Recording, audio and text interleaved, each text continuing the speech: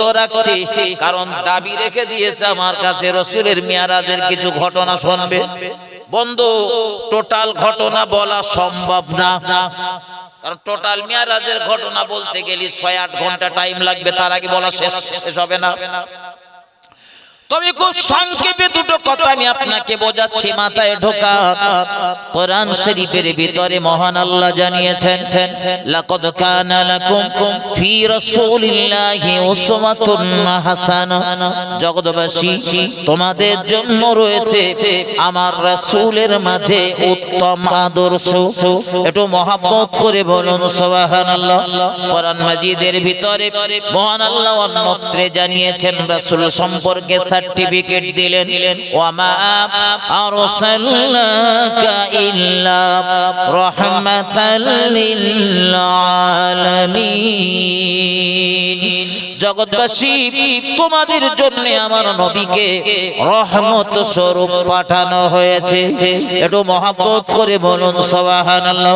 ও বাবাজি ভাইজানেরা, আল্লাহ নবী মুহাম্মদুর রাসূলুল্লাহ দিলে কি সুন্দর মায়া মমতা, কি স্নেহ ভালোবাসা মহান আল্লাহ পয়দা করে দিয়েছিলেন। কেনই বা মহান আল্লাহ কোরআন শরীফের ভিতরে জানিয়েছেন, জগৎবাসী তোমাদের জন্য আমার নবীকে রহমত স্বরূপ পাঠানো হয়েছে।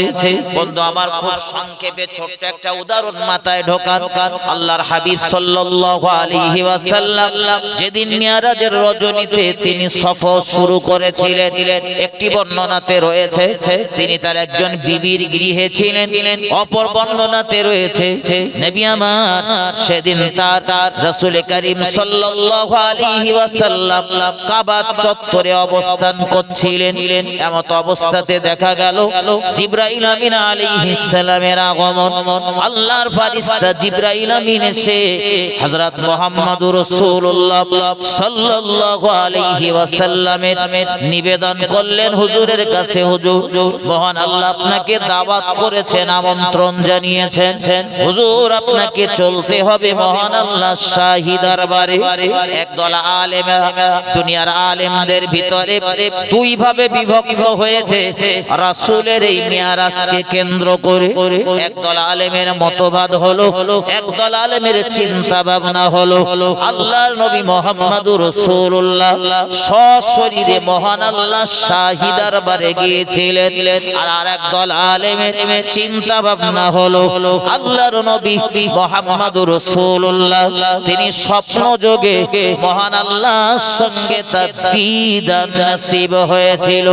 ও বাবাজি ভাইজানেরা, কোনটা ঠিক কোনটা ভুল পড়ে আসছে, তবে তার আগে বোঝে আমরা যারা আহলে সুন্নাত ওয়াল জামাতের মতদর্শের মানুষ, আহলে সুন্নাত ওয়াল জামাতের মতদর্শ হলো মুহাম্মদুর রাসূলুল্লাহ সাল্লাল্লাহু আলাইহি ওয়াসাল্লাম সশরীরে মহান আল্লাহ শাহী দরবারে গিয়েছিলেন। যদি বলেন হুজুর আলেমদের ভিতরে মতভেদ কেন? আল্লাহর নবী মিরাজ থেকে ফেরত আসার পরে নবী আমার বলেছিলেন, আমি মুহাম্মদুর রাসূলুল্লাহ সাল্লাল্লাহু আলাইহি ওয়াসাল্লাম আমি যখন সফর শুরু করলাম, সফর শুরু করার আগে যে জায়গাটায় আমি আরাম করছিলাম, অবস্থান করছিলাম, ফেরত এসে দেখলাম ওই জায়গাটা তখনও পর্যন্ত গরম রয়েছে। একটু মহব্বত করে বলুন সুবহানাল্লাহ। আমি যে জায়গায় বসে পাতার তলায় হাত দিলি এটা গরম ভাব আছে, আপনার পাতার তলায় আপনি হাত দিয়ে দেখেন এটা গরম ভাব আছে। আচ্ছা, এই ওখান থেকে উঠে যাওয়ার পরে ক ঘন্টা পরে আসলে ওই গরমটা থাকবে? ৬-৭ ঘন্টা মনে থাকবে না। আল্লাহর নবী বললেন, আল্লাহর হাবিব জানিয়েছেন আমি মিরাজের রজনীতে সফর শুরু করার আগে যে জায়গাতে আমি ওযু করেছিলাম, হাত পা ধুয়েছিলাম, ওই জায়গায় ফেরত এসে দেখলাম ওযুর পানিটা তখনও পর্যন্ত গড়িয়ে যাচ্ছে। পাকা মেজে মনে হয় নাকি বলে? হ্যাঁ, পাকা মেজে মরুভূমির বালু যারা হজমরায় গিয়েছেন তারা ভালো জানে, মরুভূমির ওই কাঁকর আর বালুময় রাশি, তার উপরে মুহাম্মাদুর রাসূলুল্লাহ ওযু করেছেন। বালুর উপরে কাঁকরের উপরে ওযু করলে কত সময় ধরে পানি গড়াতে পারে? বাড়ি লাল বালি সাদা বালি থাকে, তার চেক করে আসে। এক বালতি পানি হতে তুলে দেন, ঢেলে দেন, কত সময় লাগবে গড়াতে? দোয়াও শেষ, বলেন বলেন। তবে বর্ষাকাল যদি হয়, বর্ষার সময় যদি হয় তো দেখা যাবে তখন পানি একটু গড়াতে পারে। কিন্তু আমার নবীর দেশে বর্ষাকাল বলে কিছু আছে?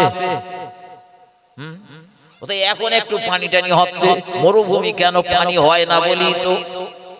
আমার ভাই ও বাবাজিরা, আমার আল্লাহর হাবিব সাল্লাল্লাহু আলাইহি ওয়াসাল্লাম জানিয়েছেন, তিনি সফর শুরু করেছেন আর সফর শেষ করে এসে দেখলেন যে দরওয়াজা, ঘরের যে দরওয়াজা তিনি খুলে বার হয়েছিলেন, ঘরের দরওয়াজার ওই সিটকোনাটা, শিকলটা তখনো পর্যন্ত নড়ছিল।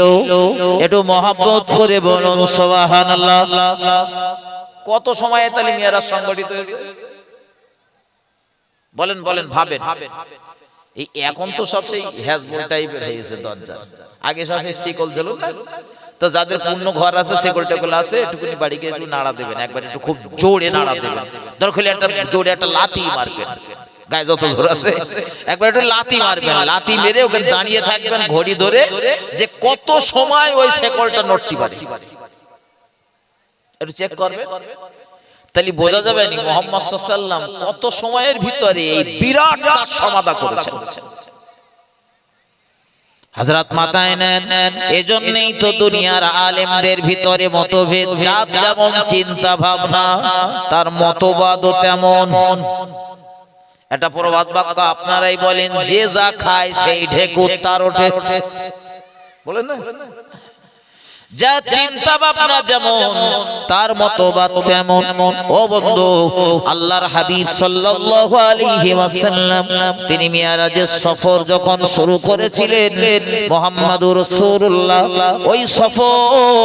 ওই সফরে তিনি গেলেন মক্কার জমিন থেকে সোজা চলে গেলেন জেরুজালেমের বাইতুল মুকাদ্দাস, মুসলমানদের প্রথম কিবলাতে। বর্তমানে যেটা ফিলিস্তিনের ভিতরে জেরুজালেম, মসজিদুল আকসা, যে মসজিদুল আকসাতে तमाम দুনিয়ার সমস্ত নবীরা নামাজ আদায় করেছেন। আপনি বলবেন হুজুর সব নবীরা? হ্যাঁ, এই মিরাজের রজনীতে দয়ার নবী নিজের জবানে ঘোষণা করেছেন, আমি যখন বাইতুল মুকাদ্দাসে পৌঁছে গেলাম, আমি লক্ষ্য করলাম জিবরাইল আমিন নামাজের জন্য আহ্বান করলেন, আযান দিলেন, ডাকলেন নামাজের জন্য। নামাজের আহ্বান করার পরে तमाम দুনিয়ার সমস্ত নবী রাসূলদের রূহ সেখানে হাজির হয়ে গেল।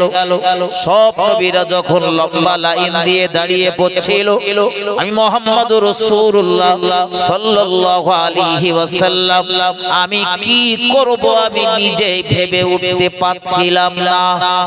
কারণ এখানে নবী একদম প্রথম।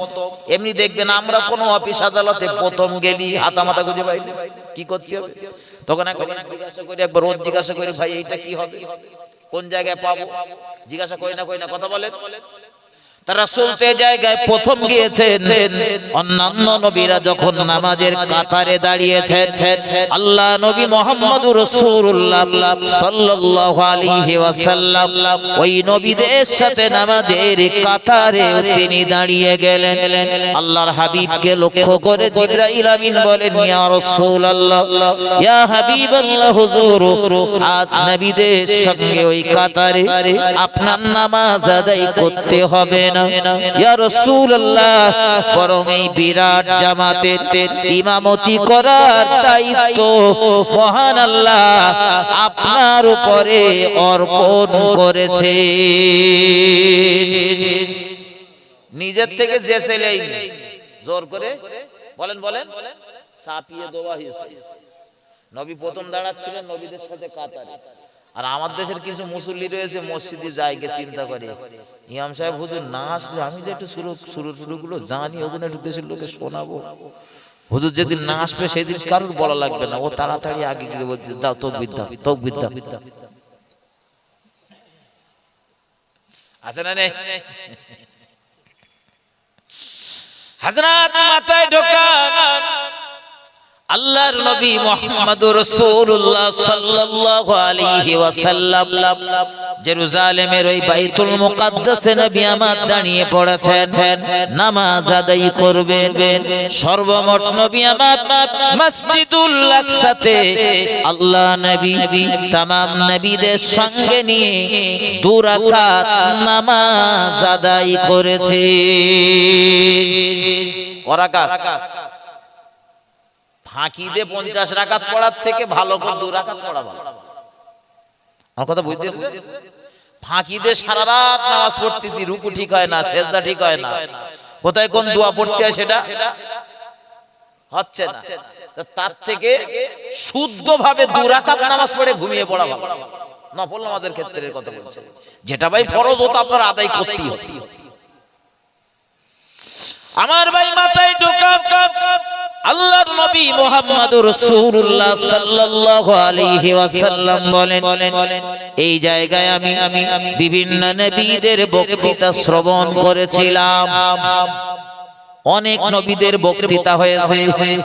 এখন ভাই একটা নবী যদি 10 মিনিট করে টাইম দেওয়া হয়, আমরা তো আলেমদের মুখে শুনেছি লক্ষাধিক নবী, লক্ষের উপরে নবী, সব নবীদের যদি টাইম দেওয়া হয় কত টাইম লাগবে?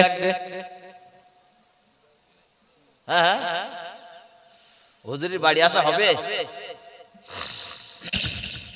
আল্লাহ নবী বলেন, আমি ওই জায়গাতে প্রচুর পরিমাণ নবীদের বক্তৃতা শ্রবণ করলাম। এরপর জিবরাইল আমিন আমায় ডাক দিয়ে বললেন, ইয়া রাসূলুল্লাহ, ইয়া হাবিবাল্লাহ, হুজুর দেরি করলে হবে না। আমি তখন জান্নাতি হুরদের সঙ্গে আসমানের বিভিন্ন ফারিস্তাদের সঙ্গে কথোপকথন করছিলাম। জিবরাইলের কাছ থেকে সংবাদ পেয়ে দ্রুত আমি বোরাকে সাওয়ার হয়ে গেলাম। আল্লাহর নবী বলেন, বোরাক দ্রুত গতিতে চললো। চলতে চলতে জান্নাত জাহান্নাম ভ্রমণ করিয়ে মহান আল্লাহ শাহী দরবার থেকে আমি মুহাম্মদুর রাসূলুল্লাহ সাল্লাল্লাহু আলাইহি ওয়াসাল্লাম ঠিক যে পথ দিয়ে গিয়েছি ওই পথ দিয়ে আবার ফিরে এসেছি মক্কা জমিনে। রাত তখন গভীর, তাহাজ্জুদের নামাজের সময়। আল্লাহর নবী মুহাম্মদুর রাসূলুল্লাহ ওই রাত যখন আরেকটু হালকা হয়েছে, নবী আমার নামাজ পড়ার জন্য আল্লাহর কাবাতে চলছিলেন। আরে দয়া নবী রাসূলুল্লাহ কাবাতে নামাজ পড়তে গিয়ে আমার নবীকে কত অপমান সইতে হয়েছে, কত অত্যাচারিত হতে হয়েছে। কখনো দয়ার নবী স্কন্ধের উপরে উটের পচা নাড়ি ভুঁড়ি চাপিয়ে দেওয়া হয়েছে, কখনো দয়ার নবী মাথাটা ধরে জমিনের সঙ্গে ঠুকে দেওয়া হয়েছে, কখনো নবীর গায়ে থুতু নিক্ষেপ করা হয়েছে, কখনো নবী নামাজের সিজদাতে রয়েছে, আমার নবীর গায়ে ধুলা বালি ছড়িয়ে দেওয়া হয়েছে। নবী আমার আজ আবার চলছেন ওই পবিত্র কাবা বাইতুল্লাহতে নামাজ আদায় করার জন্য, কিন্তু চলতে চলতে পথের মাঝখানে একজন ইহুদি মহিলার সঙ্গে দেখা হয়ে গেল। কার সঙ্গে? ইহুদি মহিলা। বিস্তার আলোচনা করার মৌকা নেই, সংক্ষেপে মাথায় নেন। কাসাসুল আম্বিয়া নামীয় গ্রন্থের ভিতরে ঘটনাটা উল্লেখ রয়েছে। এই যে ঘটনাটা এখন বলবো 2-1 মিনিট। কাসাসুল আম্বিয়া নামীয় ওই গ্রন্থটার ভিতরে রয়েছে আল্লাহর নবী মুহাম্মদুর রাসূলুল্লাহ ওই বৃদ্ধাটার দিকে, বৃদ্ধা মহিলাটার দিকে লক্ষ্য করে বললেন, আল্লাহর হাবিব সাল্লাল্লাহু আলাইহি ওয়াসাল্লাম বললেন, বুড়িমা রাত গভীর হয়েছে, কিন্তু আপনার চোখের কোণাতে পানি, কাঁদতে কাঁদতেই গভীর রাতে আপনি কোথায় চলছেন? পা আপনার ঠিক পড়তেছে না। বুড়িমা কান্না বিজারিত কণ্ঠে জবাব দিলেন, ও আব্দুল্লাহর বেটা মুহাম্মদ সাল্লাল্লাহু আলাইহি ওয়াসাল্লাম, আমি বড় অসুস্থতার ভিতরে রয়েছি, শারীরিকভাবে বড় দুর্বল, কিন্তু আমি আমার একজন মনিবের বাড়িতে কাজ কাম করি, অন্যান্য দিন এত সময় তার বাড়িতে পৌঁছে যায়, কাজ কামও প্রচুর পরিমাণে এতক্ষণ প্রায় সমাধা হয়ে যায়, কিন্তু আজ আমি এখনো তার বাড়িতে প্রবেশ করতে পারিনি। আমার বড় ভয় হচ্ছে তার বাড়িতে গেলে আমার উপরে জুলুম করে কিনা, তার বাড়ির কাছ থেকে আমায় তাড়িয়ে দেয় কিনা। আল্লাহর নবী মুহাম্মদুর রাসূলুল্লাহর হৃদয়ে মনে আল্লাহ কত দয়া, কত মায়া, কত মমতা দান করেছিলেন। মুহাম্মদুর রাসূলুল্লাহ ওই বৃদ্ধা মহিলাকে ডেকে বলেছিলেন, জননী মা, ও জননী মা, আমি আব্দুল্লাহর বেটা মুহাম্মদ সাল্লাল্লাহু আলাইহি ওয়াসাল্লাম বলছি, মা আপনি কাঁদবেন না, চোখের পানি মুছে ফেলুন, ভয় পাবেন না। আমি আব্দুল্লাহর বেটা কথা দিচ্ছি, ইহুদি যাতে তার বাড়ির কাছ থেকে আপনাকে তাড়িয়ে না দেয়, ভাগিয়ে না দেয়, তার জন্য যদি আমি মুহাম্মদ ইহুদির পা দুটো জড়িয়ে ধরতে হয় ধরবো, তার বাড়ির কাছ থেকে আপনাকে তাড়াতে দেব না। একটু মহব্বত করে বলুন সুবহানাল্লাহ। এরকম পরোপকারী মানুষ আমার দেশেও রয়েছে, আছে না নেই? আছে না?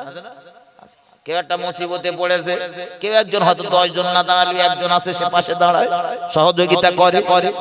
আমার বন্ধু, কিন্তু আল্লাহ নবী বুড়িমাটার বললেন, বুড়িমা কাঁদবেন না, ইহুদির বাড়িতে আমি আপনারে পৌঁছে দিয়ে আজ রাতের বেলা একটু বিশ্রামের ব্যবস্থা যাতে হয় তার জন্য চেষ্টা চালাবো। আর আপনি যারা প্রতিদিন রাতের বেলা যে কষ্ট করে পরিশ্রম করে যে কাজগুলো আপনি করেন, আমি আব্দুল্লাহর বেটা মুহাম্মদ সাল্লাল্লাহু আলাইহি ওয়াসাল্লাম ওই কাজগুলি আমি আমার নিজের হাতে সমাধা করে দেব। বন্ধু আমার, আল্লাহ নবী ইহুদি ওই রমণীটা নিয়ে ইহুদের বাড়িতে হাজির, সংক্ষেপে মাথায় ঢোকান। ইহুদির বাড়িতে যাওয়ার পরে ইহুদির কাছে দাবি করলেন তার একটু বিশ্রাম করানোর জন্য মহিলাটার, কিন্তু ইহুদি রাজি হচ্ছিল না। নবী বললেন, ইহুদি ভাই চিন্তা নেই, আপনার বাড়ির কাজের কথা ভাবতেছেন, কিন্তু আপনার বাড়ির যে কাজ কামগুলো রয়েছে আমি আব্দুল্লাহর বেটা কথা দিচ্ছি আজকে রাতের বেলা এই মহিলা যতগুলো কাজ করত সব কাজ আমি সমাধা করে দেব। আল্লাহর নবী মুহাম্মদুর রাসূলুল্লাহ সাল্লাল্লাহু আলাইহি ওয়াসাল্লাম সব কাজ সমাধা করে আল্লাহর কাবার দিকে যখন চলতেছিলেন, কাবায় নামাজ আদায় করবেন, ইহুদিরে ডেকে বলেছিলেন, ভাই ইহুদিরে, আপনার কাছে আমার নিবেদন, যা কাজ দেখিয়েছিলেন মোটামুটি সব কাজ করে ফেলেছি, এরপরেও যদি দুটো একটা কাজ বাকি থাকে, তেমন কোন কাজ যদি পড়ে থাকে, আমি আব্দুল্লাহর বেটা মুহাম্মদ সাল্লাল্লাহু আলাইহি ওয়াসাল্লাম বলছি, আমি ওয়াদা করছি নামাজ সমাধা করে এসে যদি কোনো কাজ পড়ে থাকে সে কাজগুলো করে দেব। আরো জোরে বলুন সুবহানাল্লাহ। কি দয়ার সাগর, কি রহমাতুল লিল আলামিন আমার নবীকে বানিয়েছিলেন। আল্লাহ নবীর জবানে কাবা চত্বরে যাব এই কথাটা শুনে ইহুদি আটকে দিয়েছেন আমার নবীকে, সামনে দাঁড়িয়ে গিয়েছেন, ও আব্দুল্লাহর বেটা মুহাম্মদ সাল্লাল্লাহু আলাইহি ওয়াসাল্লাম, তুমি যে কাবা চত্বরে যাবে কি জন্য যাবে? বলে আমি কাবা চত্বরে নামাজ আদায় করার জন্য যাব। একটু মহব্বত করে বলুন সুবহানাল্লাহ। মানে বাধা দিলি তখন একটু নামাজ পড়তে মনে ইচ্ছা বেশি হয় না, কি বলে? আমাদের কি হয় তাই হয় না? লকডাউনের সময় যখন প্রশাসনের পক্ষ থেকে বলতেছিল মসজিদে তোমরা ভিড়ভাড়টা কম করো, হালকা পাতলা নামাজ পড়ো, তখন নামাজের সংখ্যা কম হয়েছিল না বেশি হয়েছিল? হ্যাঁ। আর হুজুররা এত বলতেছে ভাই তো পায়ে পড়ি, তো ঠ্যাং ধরি, নামাজ পড়। মসজিদে জাতি বলে ইচ্ছা, মানে একটু বাধা দিলি মনে হয় তখন একটু খুব আবেগ গড়া কণ্ঠে বলি, জানেন হুজুর বাবরি মসজিদ আমাদের কাছ থেকে লেলেছে, আর সেই রকম করে কইছি নামাজ পড়িস, আর কিচ্ছু বলে না। আগে মসজিদ ধ্বংস হয়নি, আগে মসজিদ বিরান হয়েছে, তারপরে মসজিদ ধ্বংস হয়েছে। এর জন্য দায়ী আমরা, দাদারা না। তুমি মসজিদে যাবে না, নামাজ পড়বা না, তোমায় বিল্ডিং তৈরি করে ফেলে রেখে দেবা, ওরা সহ্য করবে? কথা বলে। রোজ যদি আপনার মসজিদ থেকে 500 মুসল্লি দিনে 5 বার বার হয় আর 5 বার ঢোকে, কারো সাহস হবে ওই মসজিদের নামে কথা বলা? হ্যাঁ, খবরলে দেখেন, ইতিহাসটা ঘেটে দেখেন, বাবরি মসজিদে আগে নামাজ বন্ধ হয়েছে, তারপর ধ্বংস হয়েছে। সুতরাং এলাকার যে মসজিদগুলো রয়েছে, মসজিদগুলো আবাদ করেন। শুধু দুঃখ করবেন না যে হুজুর ওরা লেলেচ্ছে, আমি যাই না তা কি করবে, ফাঁকা পড়ে না সইতে নিয়ে লেলেচ্ছে। আমার ভাই ও বাবাজিরা আমার, এগিয়ে চলুন, আমি আপনাদের বিরক্ত করব না।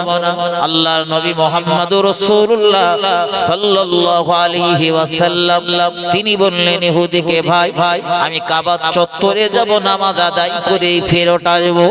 আল্লাহর নবী মুহাম্মদুর রাসূলুল্লাহর এই কথা শুনে ইহুদি বললেন, ও আব্দুল্লাহর বেটা মুহাম্মদ সাল্লাল্লাহু আলাইহি ওয়াসাল্লাম, কাবা চত্বরে যেতে আমি আপনাকে নিষেধ করব না, বাধা দেব না, কারণ এই কাবা চত্বরে নামাজ পড়তে গেলে অনেকে আপনার উপরে আক্রমণ করে, জুলুম করে, অত্যাচার করে। আমি কথা দিচ্ছি আপনার উপরে জুলুম করব না, আক্রমণ করব না, অবিচার করব না। তবে আমার একটা দাবি, আমার একটা জিজ্ঞাসা রয়েছে, একটু বলবেন কি গত রাতে আপনি কি মহান আল্লাহ শাহী দরবারে গিয়েছিলেন? আল্লাহর নবী অবাক হয়ে গেলেন, আল্লাহ আমি মেরাজের সফর সমাধা করে সবে ফিরেছি, কারোর সঙ্গে এখনো বলিনি। একটা বর্ণনাতে রয়েছে নবী তার একজন বিবির সঙ্গে বলেছিলেন, বিবিটা বলছিলেন, ইয়া রাসূলুল্লাহ, ইয়া হাবিবাল্লাহ, হুজুর এ কথা আপনি কারোর সঙ্গে বলবেন না, ওরা আপনাকে পাগল বলবে, ওরা আপনাকে নিয়ে ঠাসি ঠাট্টা করবে, বিদ্রুপ করবে। আল্লাহর নবী ভাবতেছিলেন, আমি তো কারোর সঙ্গে এখনো বলিনি, কিন্তু আমি যে মেরাজে গিয়েছিলাম এ সংবাদটা ইহুদি জানলো কিভাবে? ইহুদি নবী তাই পাল্টা জিজ্ঞাসা করলেন, বা ইহুদি একটু বলবেন কি কাল রাতে, এই রাতে আমি যে মহান আল্লাহ শাহী দরবারে গিয়েছিলাম, এ সংবাদটা আপনি পেলেন কিভাবে? ইহুদি জবাব দিয়েছেন, আব্দুল্লাহর বেটা মুহাম্মদ সাল্লাল্লাহু আলাইহি ওয়াসাল্লাম, আগে আপনি আমার প্রশ্নের জবাব দেন, সন্তুষ্ট হলে বলবো আমি কোথায় পেয়েছি। আল্লাহর নবী মুহাম্মদুর রাসূলুল্লাহ বললেন, হ্যাঁ আমি গিয়েছিলাম গত রাতে মহান আল্লাহ শাহী দরবারে। কিন্তু ইহুদির নাসরের মতো লেগেছে, কিছু মনে নেবেন না, আব্দুল্লাহর বেটা মুহাম্মদ সাল্লাল্লাহু আলাইহি ওয়াসাল্লাম শুধু গিয়েছিলাম বলেই ছাড় পাবেন না, বরং একটু বলতে হবে আপনি কোথায় কি দেখেছেন, আমি একটু দেখবো আপনি গিয়েছিলেন কিনা। তার মানে ইহুদি কিছু জানে নাকি বলেন? অপরিচিত জায়গায় যদি, অপরিচিত জায়গার সংবাদ যদি কোনো মানুষকে দেওয়া হয়, সে কিছু জানবে।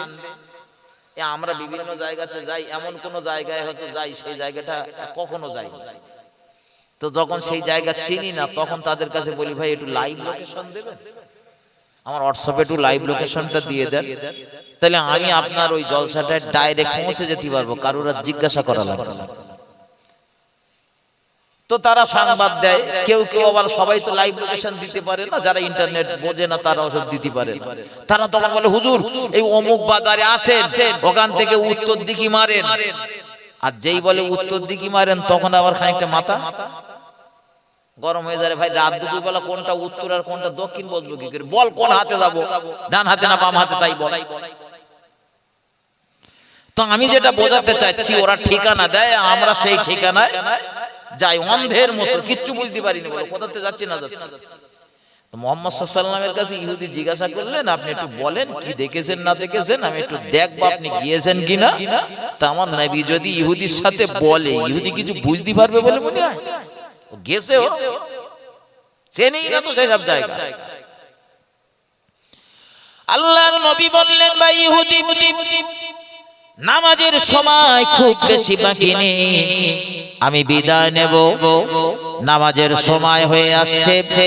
কিন্তু ইহুদি নাছরের মতো লেগেছে। আল্লাহর নবী তাকে বললেন, আমি গত রাতে আমার বাড়িতে অথবা কাবার চত্বরে জিবরাইল আমিন বোরাক নিয়ে এসেছিলেন, সেই বোরাকে সওয়ার হয়ে সোজা চলে গিয়েছিলাম বাইতুল মুকাদ্দাসে। ওখান থেকে নামাজ আদায় করে জিবরাইল আমিনকে সঙ্গে নিয়ে আমি চলছিলাম মহান আল্লাহ শাহী দরবারের পথে। প্রথম আসমানের দরওয়াজার মুখে যখন আমরা পৌঁছে গেলাম, জিবরাইল আমিন যখন দরজাতে লক করলো, আসমানের ফারিস্তারা ডাক দিয়ে জিজ্ঞাসা করলো, কে আপনি? জিবরাইল আমিন জবাব দিয়েছে, আমি হযরত জিবরাইল আমিন আলাইহিস সালাম। উপর থেকে আবার জিজ্ঞাসা করা হলো, সঙ্গে কেউ আছে নাকি? সঙ্গে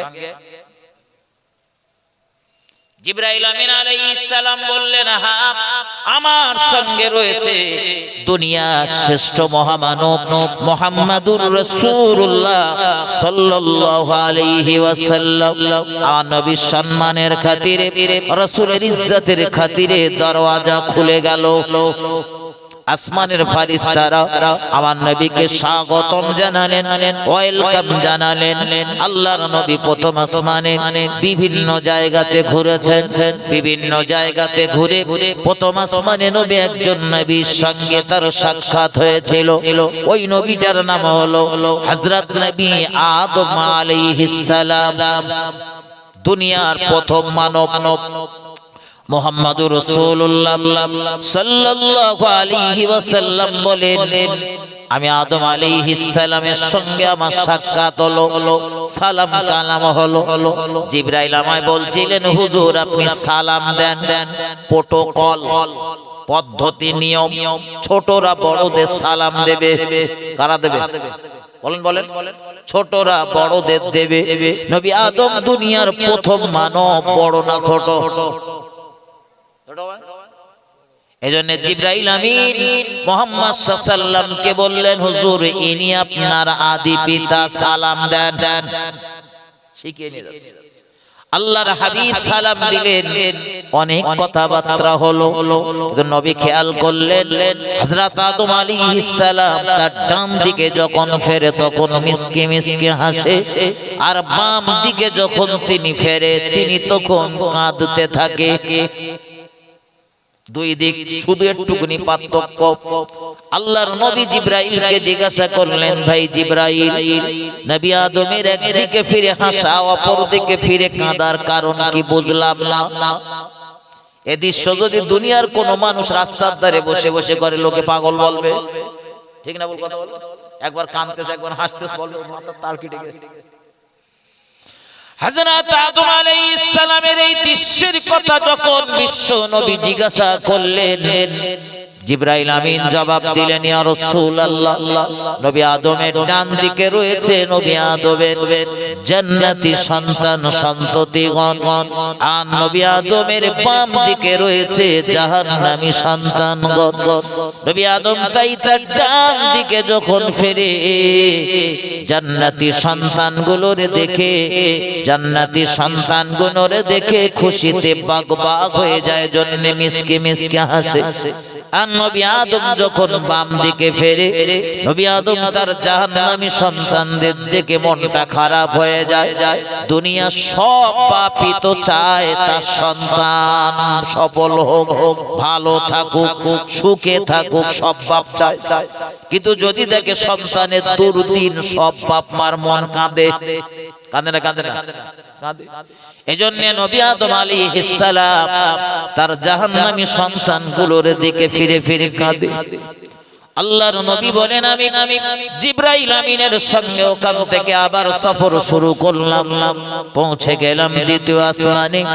দ্বিতীয় আসমানে আল্লাহ পাকের আরো একজন নবীর সঙ্গে আমার সাক্ষাৎ হয়ে গেল। আল্লাহর হাবিব সাল্লাল্লাহু আলাইহি ওয়াসাল্লাম বলেন, দ্বিতীয় আসমানের বিভিন্ন জায়গায় আমি ঘোরাফেরা করলাম। আল্লাহ পাকের আরেকজন নবীর সঙ্গে আমার কথোপকথন হলো। আমি মুহাম্মদুর রাসূলুল্লাহ সাল্লাল্লাহু আলাইহি ওয়াসাল্লাম ওখান থেকে দ্রুত চলে গেলাম তৃতীয় আসমানে। আমি একটু সংক্ষেপে বলতেছি, মাথায় ঢোকান। হযরত মুহাম্মদুর রাসূলুল্লাহ বলেন, আমি ওখান থেকে তৃতীয় আসমানে পৌঁছে গেলাম। তৃতীয় আসমানের ফেরেশতারা আমায় স্বাগতম জানানো, ওয়েলকাম জানালো। মারহাবা মারহাবা বলে আমি রাসূলুল্লাহ আমায় স্বাগতম জানালো, ওয়েলকাম জানালো। আমি তৃতীয় আসমানে বিভিন্ন জায়গা ঘুরলাম। ঘুরে ঘুরে আল্লাহ পাকের আরো একজন নবীর সঙ্গে আমার সাক্ষাৎ হয়েছিল। এই নবীটার নাম আল্লাহর নবী বলেছেন হযরত নবী ইউসুফ আলাইহিস সালাম। আল্লাহর নবী মুহাম্মদুর রাসূলুল্লাহ সাল্লাল্লাহু আলাইহি ওয়াসাল্লাম বলেন, নবী ইউসুফের সঙ্গে আমার অনেক আলাপ আলোচনা হলো, অনেক কথাবার্তা হলো। এরপর আমি ওখান থেকে সফর শুরু করলাম, চলে গেলাম চতুর্থ আসমানে। আল্লাহর নবী বলেন, চতুর্থ আসমানের ফেরেশতারা আমি মুহাম্মদুর রাসূলুল্লাহ আমায় স্বাগতম জানানো, ওয়েলকাম জানালো। একটু মহব্বত করে বলুন সুবহানাল্লাহ, আরো জোরে বলুন সুবহানাল্লাহ। ভক্তি ভরে দরুদ আল্লাহুম্মা সাল্লি আলা সাইয়্যিদিনা মাওলানা ওয়া আলা আলি সাইয়্যিদিনা रहमत आलम नबी नूरे मुजस्सम, रहमत आलम नबी नूरे मुजस्सम। साहाबीरा তোর বানায় ওই নবীজির ঘাম। रहमत आलम नबी नूरे मुजस्सम। সাহাবীরা তোর বানায় ওই নবীজির ঘাম। বাবাজি উসতুনে হান্না নামে ছিল একটি খেজুর গাছের নাম, যাকে ধরে খুতবা দিতেন রাসূল আকরাম। গাছটি নবীর বিরহে কাঁদিতে রহে, গাছ নবীর বিরহে কাঁদিতে রহে। অবাক হলো দেখে যত সাহাবায়ে কেরাম। रहमत आलम नबी नूरे मुजस्सम। সাহাবীরা তোর বানায় ওই নবীজির ঘাম। আল্লাহুম্মা সাল্লি আলা সাইয়্যিদিনা মাওলানা মুহাম্মদ ওয়া আলা আলি সাইয়্যিদিনা। আমার ভাই জানেনা গভীর ভাবে বোঝেন। আল্লাহর নবী বলেন, আমি ওখান থেকে চতুর্থ আসমানে পৌঁছে গেলাম। চতুর্থ আসমানের বিভিন্ন জায়গা আমি ভ্রমণ করলাম, ঘুরে ঘুরে দেখলাম। ওই চতুর্থ আসমানে আল্লাহর নবী বলেন আরো একজন নবীর সঙ্গে, মহান আল্লাহর আরো একজন প্রিয় বান্দার সঙ্গে মুহাম্মদুর রাসূলুল্লাহ সাক্ষাৎ হয়েছিল। চতুর্থ আসমানে যে নবীটির সঙ্গে মহান আল্লাহর প্রিয় নবীর সাক্ষাৎ হয়েছিল ওই নবীটির নাম হলো হযরত নবী ইদ্রিস আলাইহিস সালাম। আল্লাহর নবী বলেন নবী ইদ্রিসের সঙ্গে আমার অনেক আলাপ আলোচনা হলো, অনেক কথাবার্তা হলো। ওখান থেকে আমি পৌঁছে গেলাম পঞ্চম আসমানে। পঞ্চম আসমানের বিভিন্ন জায়গা ঘুরলাম। আর আল্লাহ পাকের আরো একজন নবী হযরত নবী মূসা আলাইহিস সালামের বড় ভাই হযরত নবী হারুন আলাইহিস সালামের সঙ্গে আমার সাক্ষাৎ হয়ে গেল। নবী হারুনের সঙ্গে আমার সালাম কালাম হলো, অনেক কথাবার্তা হলো। ওখান থেকে আমি রাসূলুল্লাহ পৌঁছে গেলাম 6 নাম্বার আসমানে। 6 নাম্বার আসমানে দয়ার নবী বলেন এমন একজন নবীর সঙ্গে আমার সাক্ষাৎ হয়েছিল। ওই নবীটার নাম হলো হযরত নবী মূসা আলাইহিস সালাম। এই নবীটা বিরাট রাগী নবী। আলেমদের মুখ থেকে আলোচনা শুনেছেন বিরাট রাগী নবী, কাউকে ছেড়ে কথা বলতেন না, কাউকে বলতেন না ছেড়ে। আল্লাহর নবী বলেন আমি মিরাজের রজনীতে ষষ্ঠ আসমান ছেড়ে যখন সপ্তমের পথে রওনা, হযরত নবী মূসারে দেখলাম প্রচন্ড কান্নাকাটি করতে। নবী মূসা কাঁদতেছেন, সেই রকম কান্নাকাটি করতেছেন। আর কাঁদতে কাঁদতে বললেন আল্লাহ এই কি আপনার ইনসাফ, এইটা আপনার বেশ বিচার? এই ধরনের কথা বলতে আল্লাহর নবী বলেন আমি জিবরাইল আমিনকে জিজ্ঞাসা করলাম এ আখি জিবরাইল এই ক্রন্দন করে কোন ব্যক্তি? জিবরাইল বলেন ইয়া রাসূলুল্লাহ ওই ব্যক্তিটা হলো হযরত নবী মূসা আলাইহিস সালাম। ওই যেটা কি ধরনের কথা বলছে? আগো আল্লাহ এই কি আপনার বিচার? আমি এলুম আগে, আমি এখন এখানে পড়ে রয়েছি, আর আমার পরে যিনি এলো তিনি আমার আগে চলে যাচ্ছে। তার মানে কার বলতেছে? বলেন বলেন, আমাদের নবীকে বলছে যে মুসা নবী অনেক আগে এসেছেন, তিনি 6 নাম্বার আসমানে রয়েছেন, আর মুহাম্মদ সাল্লাল্লাহু আলাইহি ওয়াসাল্লাম 6 নাম্বার ক্রস করে পেরিয়ে যাচ্ছে উপরের দিকে। তাই তিনি বলতেছেন এই কি আল্লাহ আপনার বিচার? আল্লাহর নবী বলেন আমি মূসা আলাইহিস সালামের এই কথা শোনার পরে জিবরাইলকে জিজ্ঞাসা করলাম জিবরাইল ভাই এমন কথা কেন নবী মূসা বলে? হযরত জিবরাইল আমিন আমায় বলছিলেন ইয়া রাসূলুল্লাহ ও নবী মূসা ওর কথা বাদ দেন, ওর কথা ছাড়েন, ওনার কথা মহান আল্লাহ কিছু মনি করেন না, মহব্বত করে বলেন। তার মানে সেই রাম রাগ দিয়ে তৈরি করেছে, কারো ছেড়ে কথা বলতেন না। এই নবী মূসা আলাইহিস সালাম একদিন তো ঝগড়া বাঁধিয়ে দিয়েছিলেন আদম আলাইহিস সালামের সঙ্গেও। সম্ভবত আপনাদের গ্রামে এটা বলেছিল, মাজার বলবো না। এগিয়ে চলুন বন্ধু। হযরত নবী মূসা আলাইহিস সালামের সঙ্গে অনেক কথোপকথন হলো, কথাবার্তা হলো। নবী বলেন আমি যখন উম্মতের জন্য নামাজ নিয়ে ফিরছিলাম 50 ওয়াক্তের নামাজ, এই নবী মূসাই তো আমায় বলতেছিলেন ও আল্লাহর নবী আপনার উম্মতেরা দুর্বল হবে, তারা 50 ওয়াক্ত নামাজ পড়তে পারবে না, আপনি ফেরত যান। নবী মূসার কথা শুনে আমি বারবার ফেরত গেলাম, আর আমার আল্লাহ নামাজের রকম কমিয়ে দিল। শেষবার তখন আর সবে 5 ওয়াক্ত নামাজ রয়েছে। তখন নবী মূসা আমায় ডেকে বলতেছিলেন ও আল্লাহ পাকের হাবিব আমার উম্মতের 3 ওয়াক্ত নামাজ ছিল, তাই তারা সময় মতো আদায় করত না, আপনি আরো একবার যান, আরো 2 ওয়াক্তের নামাজ কমিয়ে নিয়ে আসুন। আল্লাহর নবী মুহাম্মদুর রাসূলুল্লাহ জবাব দিয়েছিলেন, আল্লাহর হাবিব সাল্লাল্লাহু আলাইহি ওয়াসাল্লাম বললেন ও আল্লাহর নবী মূসা আলাইহিস সালাম মহান আল্লাহর দরবারে আমার যেতে লজ্জা লাগছে, আপনার কথা শুনে বারবার আমি যাচ্ছি, মহান আল্লাহ প্রতিবার 5 ওয়াক্ত 10 ওয়াক্ত করে কমিয়ে দিচ্ছে। 50 ওয়াক্ত ছিল, এখন এসে পৌঁছেছে 5 ওয়াক্তে, আর এবার যদি আবার যায় 5 ওয়াক্তটাও যদি মওকুফ করে দেয় উম্মতের নামাজের কোন ওয়াক্ত থাকবে? ওরে ভাই, আমি আর মহান আল্লাহর শাহী দরবারে ফেরত যাব না, বরং মহান আল্লাহ আমার উম্মতকে মহব্বত করে ভালোবেসে যে কয় ওয়াক্ত নামাজ দিয়েছে তার ভিতরে 5 ওয়াক্ত নামাজ রয়েছে। এই 5 ওয়াক্ত নামাজ আমি আমার উম্মতের দরবারে পৌঁছে দেব।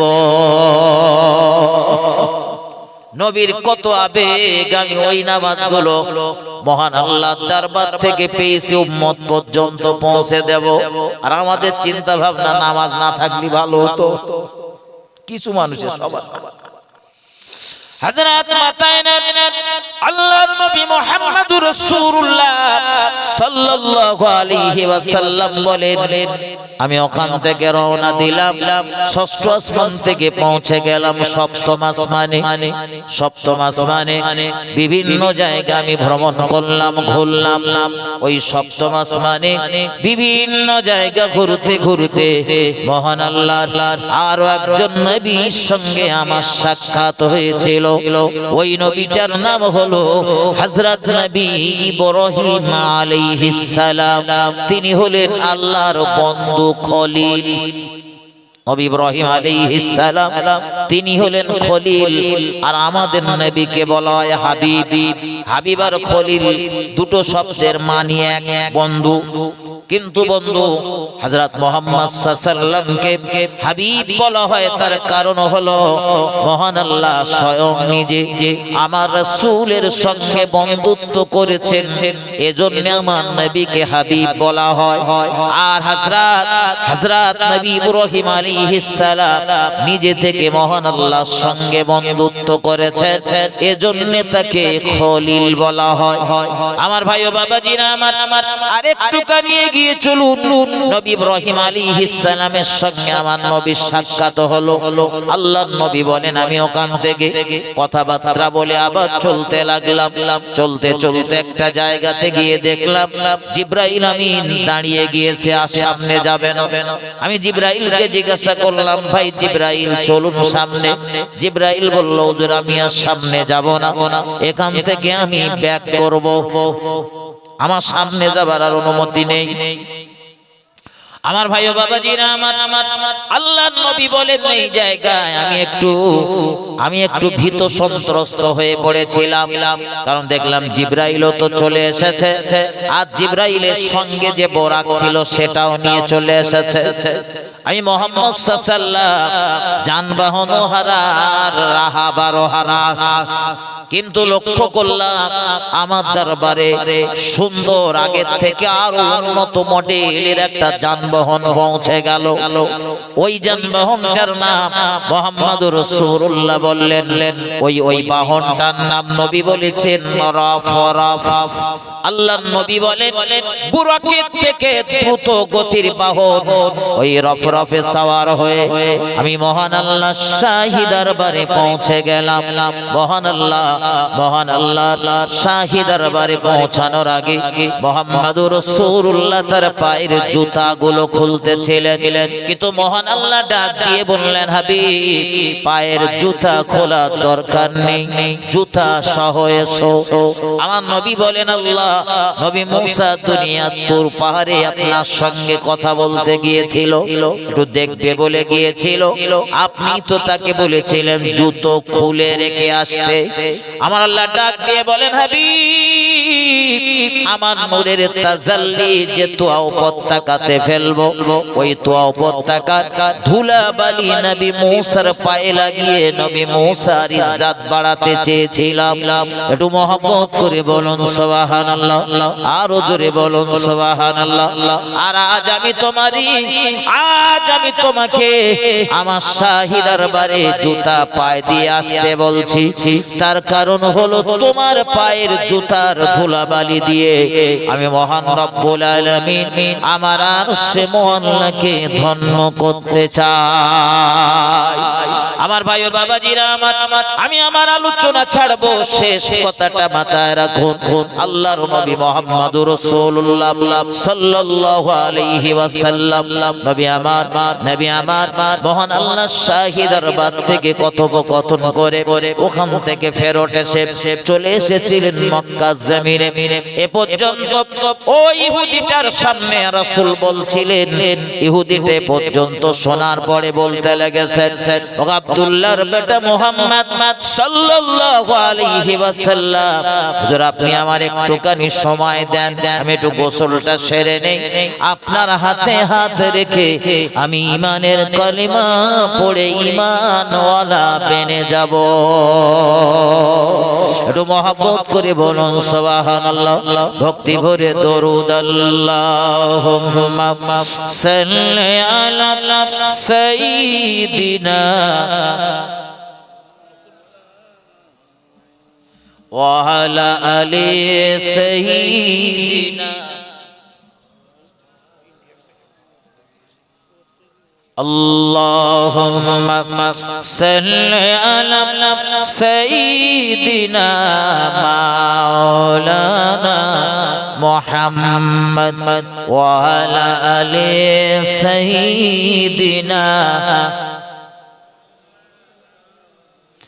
আমার ভাইজানেরা মাথায় ঢোকা, আল্লাহর নবী মুহাম্মদুর রাসূলুল্লাহ সাল্লাল্লাহু আলাইহি ওয়াসাল্লামের হাতে হাত রেখে ওই ব্যক্তি ঈমানের কালিমা পড়ে ঈমানওয়ালা বেনে গেলেন। আরো জোরে বলুন সুবহানাল্লাহ।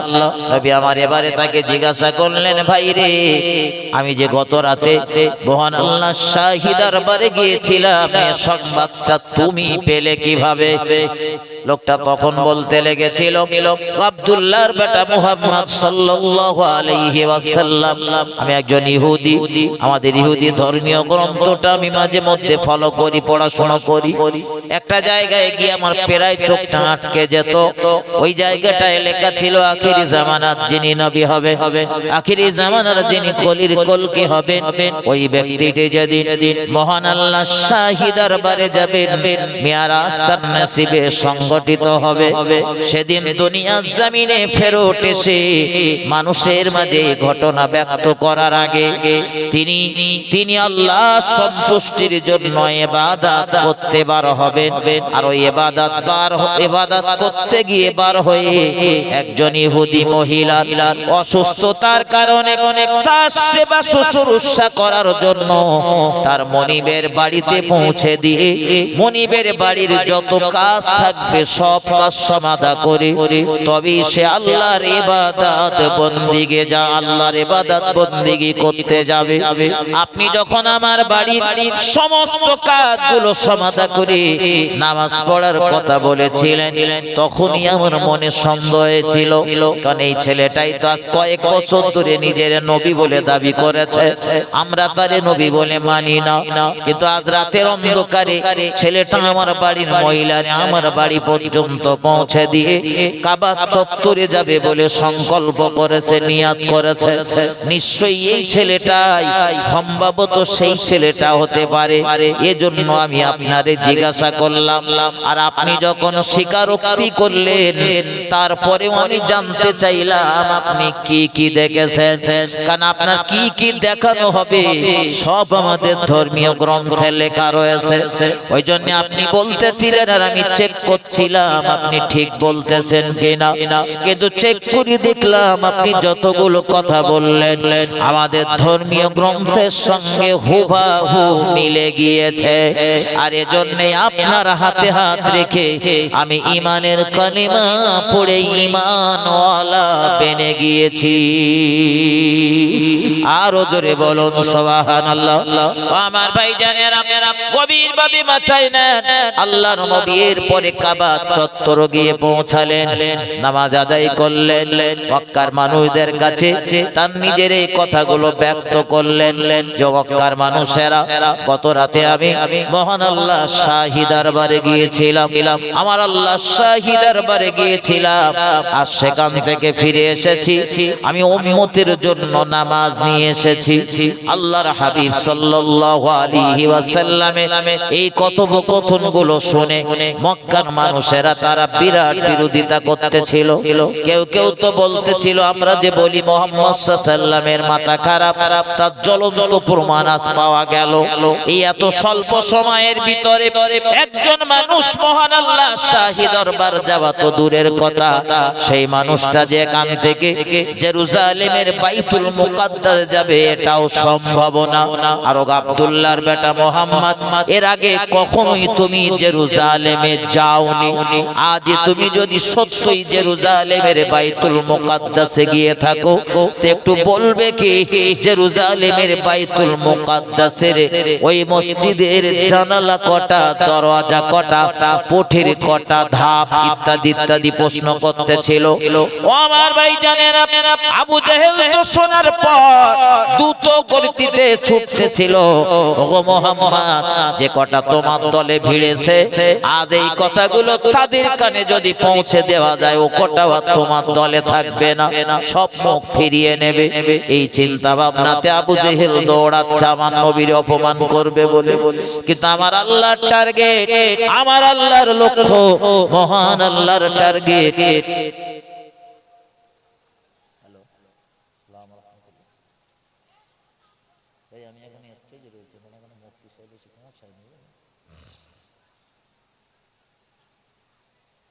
আধা ঘন্টা 40 মিনিট যাবে। হ্যাঁ অবশ্যই যাবেন। আমার ভাই মাথায় নেন, আমি আলোচনা ছাড়বো, আমি আপনাদের বিরক্ত করব না, আমার শেষ কথাটা মাথায় নেন। আল্লাহ শুকরিয়া, আল্লাহর হাবিব সাল্লাল্লাহু আলাইহি ওয়াসাল্লাম, দয়ার নবী রাসূলুল্লাহ সাল্লাল্লাহু আলাইহি ওয়াসাল্লামকে অপমান করার জন্য আবু জেহেল দৌড়াচ্ছিল। কিন্তু মহান আল্লাহর লক্ষ্য, মহান আল্লাহর সংকল্প, আমার নবী একা ওই বিরাট মক্কা ভূমিতে ওই কথাটা প্রচার করতে আমার নবীর বিরাট সময় লাগবে, কষ্ট হবে একা দৌড়দৌড়ি করতে। এই জন্য মহান আল্লাহ আবু জেহেলের মতো জন্তুগুলোরে আমার নবীর পেছনে লাগিয়ে দিলেন, যা ছোট ছোট ওরা যাচ্ছে বদনাম করতে, কিন্তু ওর ভিতরই রেখে দিয়েছে আমার নবীর জন্য মঙ্গল। এজন্যই তো আবু জেহেল ছুটে গিয়ে যখন মুহাম্মাদুর রাসূলুল্লাহ সম্পর্কে মন্তব্য করতেছিলেন, দয়ার নবী রাসূলুল্লাহ সাল্লাল্লাহু আলাইহি ওয়াসাল্লাম সম্পর্কে আমার নবী সাহাবা আবু বকরের কাছে হযরত আবু বকর রাদিয়াল্লাহু তাআলা এক বাক্যে বলেছিলেন, ও আব্দুল্লাহ, আল্লাহর হাবিবের প্রিয় সাহাবা আবু বকর বলেছিলেন, আমার নবী যদি এই কথাটা বলে থাকে তো তিনি সত্য কথা বলেছেন। একটু মহব্বত করে বলুন সুবহানাল্লাহ, আরো জোরে বলুন সুবহানাল্লাহ। নারে তাকবীর, নারে তাকবীর। মুজাদ্দিদে জামানের সিলসিলা, মুজাদ্দিদে জামানের সিলসিলা, অল ইন্ডিয়া সুন্নাতুল জামা, অল ইন্ডিয়া সুন্নাতুল জামা, হযরতুল আল্লাহ মুফতি আব্দুল কাইয়ুম সাহেব, হযরতুল আল্লাহ মুফতি আব্দুল কাইয়ুম সাহেব, নারে তাকবীর। আমার ভাই, আমি দীর্ঘ সময় আপনাদের মাঝে আলোচনা করেছি। কর্তৃপক্ষ দাবি ছিল রাসূলের মিরাজ সম্পর্কে কিছু বলার, যতটা পেরেছি আমি আপনাদেরকে শুনিয়েছি। এবং তার আগে আমি আপনাদেরকে শুনিয়েছি হাক্কানি পীর হতে গেলে বা পীর হতে গেলে কটা শর্ত থাকা লাগে, সেটাও আমি আপনাদেরকে শুনিয়েছি। আর আল্লাহ শুকরিয়া, এখন আপনাদের মাঝে হযরতুল আল্লাহ মুফতি আব্দুল কাইয়ুম সাহেব হুজুর তিনিও এসে গিয়েছেন। তো আমি আমার আলোচনা ছাড়ছি, আমার ভাষায়, আমার ব্যবহারে, আমার কথা